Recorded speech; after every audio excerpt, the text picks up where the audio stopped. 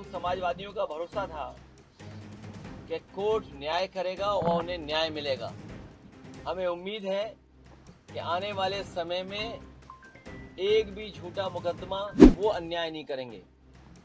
हमारे समाजवादियों के लिए खुशी का समय है कि जहां पर वो आज रिहा होकर के आज जेल से रिहा हुए हैं। वो नेताजी और हम लोगों के साथ और भारतीय जनता पार्टी का मुकाबला करने पर आज से नहीं न जाने कब से सबसे बड़ी भूमिका उनकी और समाजवादियों की रही है।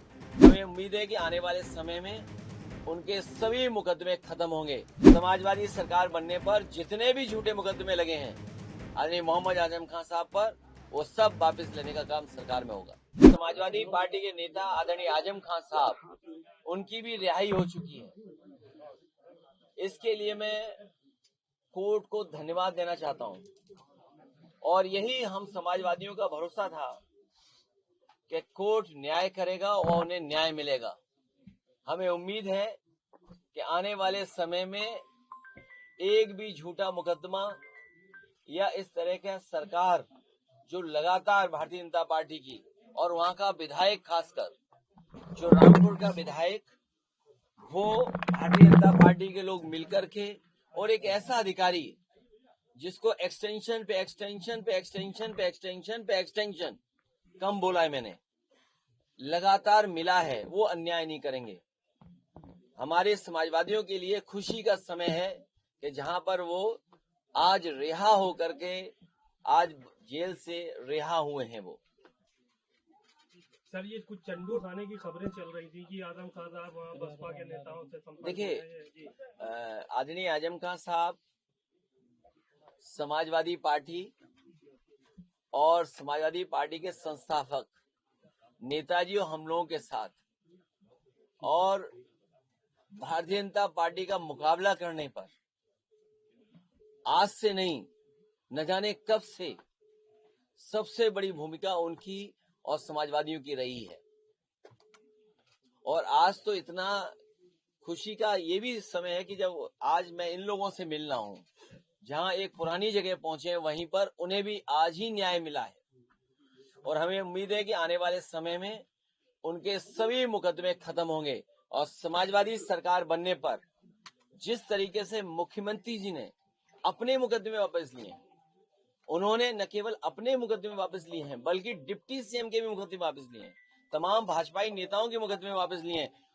समाजवादी सरकार बनने पर जितने भी झूठे मुकदमे लगे हैं आदरणीय मोहम्मद आजम खान साहब पर, वो सब वापस लेने का काम सरकार में होगा। खाली आजम खान साहब के या फिर तमाम ऐसे लोग और भी हैं जिन पे नहीं, जो जिन पत्रकार साथियों पे भी झूठे मुकदमे लगे हैं उनको भी छोड़ा जाएगा। और भाई, आप पे इनकम टैक्स हो, ईडी हो, उसमें भी आपकी मदद होगी। इलाहाबाद हाईकोर्ट का जो ऑर्डर आया है, अब उसमें उत्तर प्रदेश गवर्नमेंट ने कहा है कि पॉलिटिकल रैलीज में भी जातियों का शब्द इस्तेमाल नहीं होगा। किस तरह से फिर आगे रैलियां होंगी? बताओ, सरकार अब जागी है जब स्वजाति लोगों को, वर्चस्ववादी लोगों को और ताकतवर लोगों को हर जगह बैठाया हुआ है। अगर आपका चैनल उन्हें सही चलाना है तो हो सकता है उस चैनल का हेड भी हटा दें। अखबारों के हेड तो हटे ही हटे हैं। तो ये जो 5000 साल पुरानी बातें थीं, उनको दूर कैसे करेंगे? बाबा साहब भीमराव अम्बेडकर जी को जाति की वजह से भेदभाव का सामना करना पड़ा। एनिमिलेशन ऑफ कास्ट उनकी जो किताब है, निबंध है, ऐसे वो पढ़ने लायक है कि किस तरह जाति के आधार पर भेदभाव हुआ है, लोग अपमानित हुए। डॉक्टर राम मनोहर लोहिया जिंदगी भर इस बात को कहते रहे कि जाति तोड़ो, समाज की व्यवस्था बने, और जाति तोड़ने का काम हो। नेताजी लगातार इस बात को करते रहे, संघर्ष करते रहे, हम सब लोग जोड़ते रहे। कभी बहुजन समाज के नाम पर हम सब लोग जुड़े एक साथ, और आज भारतीय जनता पार्टी पीडीए से घबरा करके, हालांकि वो हाई कोर्ट का फैसला है, लेकिन मैं ये मानता हूं हमारा पहला इमोशनल, भावनात्मक रिश्ता अगर कोई है तो वो जाति है। वो कोई डिनाई नहीं कर सकता है। मुझे उम्मीद है कि भविष्य में कोर्ट इस बात को भी कहेगा कि जातियां कैसे खत्म हो, जातियों की भेदभाव कैसे खत्म हो। कोई हमें जाति के आधार पर हमारा घर मकान न धुलवाए, कोई जाति के आधार पर प्रतिमा न धुलवाए, कोई जाति के आधार पर अगर मैं मंदिर चला जाऊं तो मंदिर गंगा जल से न धोए। हमें उम्मीद है कि ऐसे लोगों के खिलाफ भी कार्रवाई होगी जिन्होंने गंगा जल से किसी का घर धोया हो, मुख्यमंत्री आवास धोया हो, जाने के बाद मंदिर धोया हो। मध्य प्रदेश में 2 दिवसीय आप लोगों का बजट कार्यक्रम। ए तुम कहाँ भाग गए मध्य प्रदेश? छोड़िए मध्य प्रदेश। अगर तुम्हें अच्छे कुर्ते पजामे और तुम तो मैं समझता हूँ शेरवानी भी पहनते हो, तो अगर शेरवानी है तो यूनिक टेलर के पास आइए। ये पूरी बिल्डिंग सरकारी खाली करके बेच दी जाएगी। जैसे बीजेपी के लोगों ने बिल्डिंगें बेची हैं वैसे बेच दी जाएगी बिल्डिंगें। ना आयोग रहेगा ना बिल्डिंग रहेगी।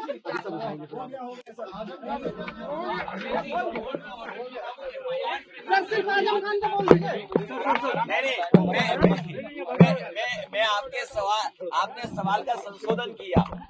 आपने अगर सवाल का संशोधन किया तो हमारे जवाब का भी संशोधन सुन लीजिए कि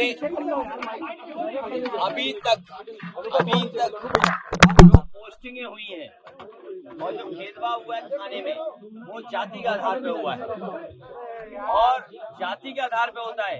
कई बार सरकार को, और मेरे पास वो कागज नहीं है, अगर मैं कहूँ आपसे कि एक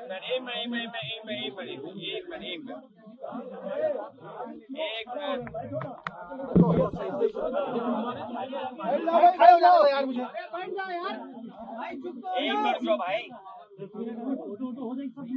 ये जो बार है, ये बार जो है, ये बार ये सरकार की नाकामी बता रहे हैं। देखिए एसटीएफ देखिए आप, ये देखिए आप अपॉइंटमेंट, ये देखिए आप देख सकते हैं अपने कैमरे से। देखिए आप ये जो ग्राफ्स हम लोगों ने आइडेंटिफाई करके बताया, ये भेदभाव कब खत्म होगा ये बताइए आप। आपकी गोरखपुर की पोस्टिंग है ये, आपकी ये स्वजाति पोस्टिंग देख लीजिए आप, मुख्यालय के ठेके, कई ठेकों का भी ये देख लीजिए आप बार, ये देखिए आप। अब क्यों आप शांति में चले गए? यूपी एसटीएफ पोस्टिंग, ये देखिए आप, भारतीय जनता पार्टी ये पोस्टिंग, ये बात है आपकी 15 में से 11 स्वजाति भर्ती, ये देखिए आप। अगर ये गलत है तो आप बताइए, अगर गलत हो तो बताइए आप। और सबसे ज्यादा अन्याय तो दलितों के पास हो रहा है। कल को ये करेंगे कि भाई हरिजन एक्ट भी नहीं लिखा जाएगा क्योंकि कोर्ट ने कहा जाति आधार पर। भाई जाति के आधार पर ही तो हरिजन एक्ट लिखा जाता है। भेदभाव जो है, जो अन्याय है, उसी की वजह से तो है। तो हमें उम्मीद है कि खुशहाली आएगी और जब बीजेपी हटेगी, न्याय मिलेगा जब बीजेपी हटेगी। एक्स्ट्रा टेक्नीशियन की भर्ती में घोटाला बहुत बड़ा है। बहुत हुए घोटाले, ये सरकारी घोटाला है पूरी। ठीक है सर। मैं बधाई देना चाहता हूँ, धन्यवाद देना चाहता हूँ न्यायालय। मुझे नाप ले समाजवादी पार्टी से 15 गाड़ियां चालान वो ये देखते हैं अगर झंडा लगा हुआ, मुझे एक मिनट जाइए। भेदभाव का ये आलम है, भेदभाव का यहाँ तक आलम है कि अगर समाजवादी पार्टी के झंडे लगी हुई गाड़ी पार्किंग में भी खड़ी है तो भी उस पर चालान कर दे रहे हैं। तो ये कोई नई बात नहीं है, ये सरकार घबराई हुई है। इस बार समाजवादी पार्टी तो हरा ही रही बीजेपी को, लेकिन जनता बीजेपी के खिलाफ है। मुझे उम्मीद है आप लोग भी कपड़ा सिलवाने नहीं आओगे और कुछ लोगों का फ्री सिलना भाई है।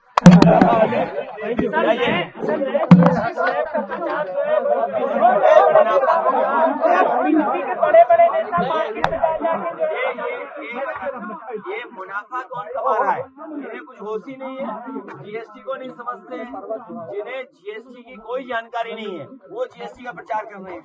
आप बताइए, कोई कह रहा 50% कीमतें कम हो गई, क्या 50% कीमतें कम हो गई क्या? नहीं, ये सवाल ये नहीं है। आप मुनाफा जो लोग कमा रहे हैं जिसकी वजह से महंगाई है, क्या मुनाफे से महंगाई नहीं बढ़ी है और इनके भ्रष्टाचार से नहीं महंगाई बढ़ी है? और दूसरा, तो आपने लूटा ना, इसका मतलब जीएसटी आपने गलत लगाई।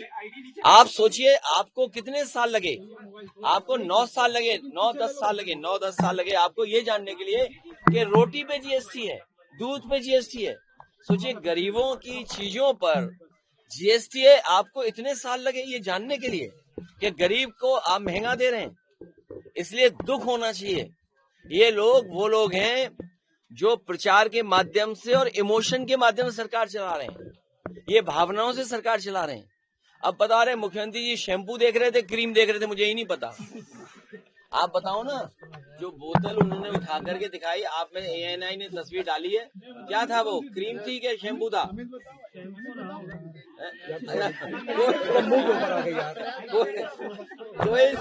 कोई साथी ये बता रहा है, कोई साथी इनमें से ही बता रहा है, क्योंकि शैम्पू सस्ता हो गया इसलिए मुख्यमंत्री जी शैम्पू ले रहे हैं। अरे उन्हें शैम्पू क्या जरूरत है बताओ? है तो बॉडी लोशन नहीं लगाते, संत लोग बॉडी लोशन नहीं लगाते, उन्हें वो लगाते हैं विभूति वगैरह, भस्म। हाँ सॉरी, गलत बात बोल। अजय नहीं, उससे कोई फर्क नहीं पड़ता, सब साधु। ठीक है सर, बहुत धन्यवाद, जाइए घूमिए जाकर।